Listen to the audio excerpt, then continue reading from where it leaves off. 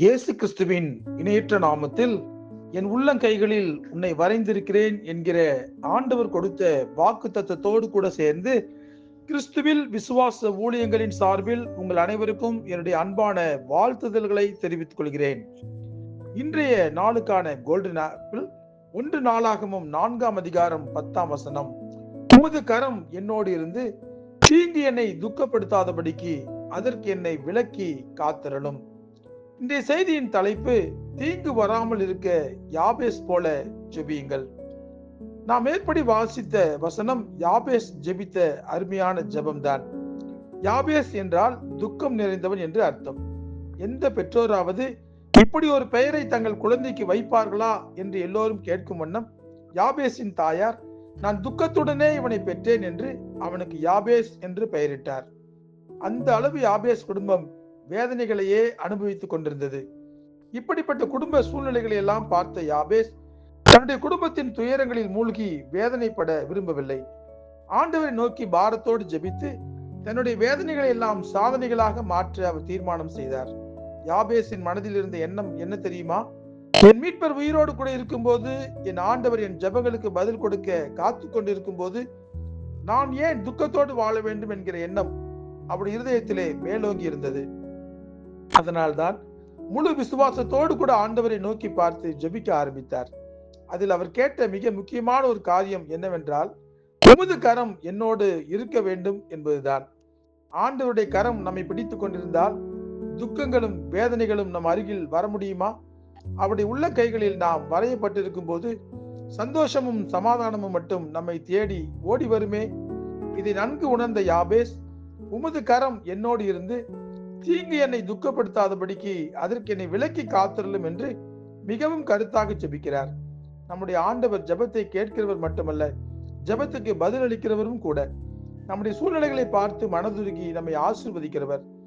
ஆண்டவர் நம்மை ஆசீர்வதிக்க தொடங்கிவிட்டால் அதை ஒருவராலும் தடுக்க முடியாது. பரிசுத்த வேதாகமம் சொல்கிறது, யாபேஸ் வேண்டிக் கொண்டதை தேவன் அவனுக்கு அருளினார் என்று வாசிக்கிறோம். ஏனென்றால் ஆண்டவருடைய உள்ளங்கைகளில் யாபேஸின் பெயர் வரையப்பட்டிருந்தது. பல சமயங்களில் நம்முடைய ஜெபங்களுக்கு பதில் கிடைப்பது காலதாமதம் ஆகும் போது நாம் கேட்பது ஆண்டவருக்கு கேட்கவில்லையோ என்கிற எண்ணம் நமக்கு தோன்றும். நம்முடைய ஜெபங்கள் கேட்கக்கூடாதபடி அவருடைய செவிகள் மந்தமாகவில்லை என்பதை நாம் புரிந்து கொள்ள வேண்டும். அவரிடத்தில் இம்மைக்குரிய ஆசீர்வாதங்களும் ஆவிக்குரிய ஆசீர்வாதங்களும் நித்தியத்துக்குரிய ஆசீர்வாதங்களும் அளவில்லாமல் கொட்டி கிடக்கின்றன. நாம் கேட்கும் போது நமக்கு கொடுப்பதற்காக தான் அனைத்து ஆசீர்வாதங்களையும் அவர் தன்னிடத்தில் வைத்திருக்கிறார். ஆகவே எனக்கு அன்பானவர்களே, சூழ்நிலைகளை பார்த்து சோர்ந்து விடாதீர்கள். ஆண்டவரை நோக்கி யாபேஸ் ஜெபித்தது போல, தேவரீர் என்னை ஆசீர்வதித்து என் எல்லையை பெரிதாக்கி உமது கரம் என்னோடு இருந்து தீங்கு என்னை துக்கப்படுத்தாதபடிக்கு அதற்கு என்னை விலக்கி காத்திரலும் என்று விசுவாசத்தோடு ஆண்டவரை நோக்கி வேண்டிக் கொள்ளுங்கள். யாபேஸ் கேட்டதெல்லாம் ஆண்டவர் கொடுத்தது போல நாம் கேட்பதையும் நமக்கு கொடுத்து நம்முடைய வாழ்க்கையும் ஆண்டவர் ஆசீர்வாதமாக மாற்றுவார். ஆகவே கேட்க வேண்டிய இடத்தில் நாம் கேட்க வேண்டும், கேட்க வேண்டிய விதமாக கேட்க வேண்டும். நமக்கு கொடுக்க வேண்டியதை கொடுக்க வேண்டியவர் கண்டிப்பாக கொடுப்பார். மிக முக்கியமாக நமக்கு எப்பொழுது கொடுக்க வேண்டுமோ கொடுக்க வேண்டியதை சரியான சமயத்தில் கொடுப்பார். நாம் அவரை நோக்கி கேட்கிறோமா என்பதை அவர் பார்த்து கொண்டே இருக்கிறார். அவரை நோக்கி ஜெபிக்கிற நம்முடைய கருத்தான ஜெபம் நம்மை ஒவ்வொரு நொடியும் காப்பாற்றும் என்பதில் எவ்வித சந்தேகமும் இல்லை. ஜெபிப்போமா? அன்புள்ள ஆண்டவரே, இந்த அருமையான ஜெப வேளையில் உம்மை நோக்கி நாங்கள் பார்க்கிறோம் அப்பா.